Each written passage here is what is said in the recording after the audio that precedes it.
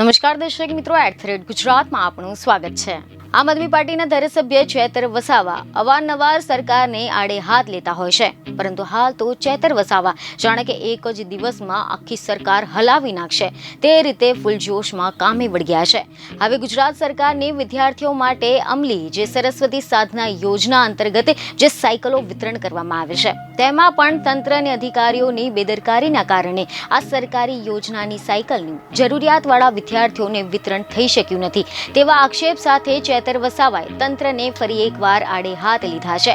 ખબર એવી મળી રહી છે કે છોટાઉદેપુરના એકલબારા ગામે ખુલ્લામાં સરકારી યોજનાઓની સાયકલો પડી રહી હોવાના સમાચાર મળતા જ આમ આદમી પાર્ટીના ધારાસભ્ય ચેતર વસાવા પણ ત્યાં દોડી ગયા હતા, જ્યાં ખુલ્લામાં કાટ ખાઈ રહેલી સ્થિતિમાં આશરે 800 જેટલી સાયકલો પડેલી જોવા મળી હતી।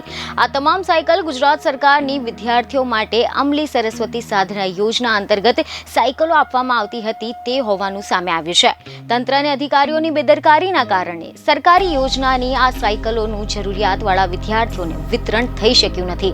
સરસ્વતી સાધના યોજના અંતર્ગત અપાયેલી સાયકલો માટે પણ જે હેતુ છે એ છે કે જ્યાં માર્ગ અને પરિવહન નિગમની બસોની સુવિધા ન હોય તેવા વિસ્તારમાંથી દૂર ભણવા આવતા વિદ્યાર્થીઓને સાયકલનું વિતરણ સરકાર દ્વારા વિનામૂલ્યે કરવામાં આવે છે, પરંતુ છોટાઉદેપુરના એકલબારા ગામની નજીક ખુલ્લામાં પડી રહેલી સાયકલો ઉપર 2023 લખેલું સ્પષ્ટ વાંચી શકાય છે। અને હવે ખબર એવી મળી રહી છે કે આમ આદમી પાર્ટીના ધારાસભ્ય ચેતર વસાવાએ સરકારે પ્રાયોજના વિભાગના અધિકારીઓ પાસેથી આ બાબતે જવાબ માંગવો જોઈએ અને પડી રહેલી સાયકલોનું લાભાર્થી વિદ્યાર્થીઓને વિતરણ કરવાની માંગ કરી છે। બીજને ખબર સાથે ફરી મળીશું। ધન્યવાદ।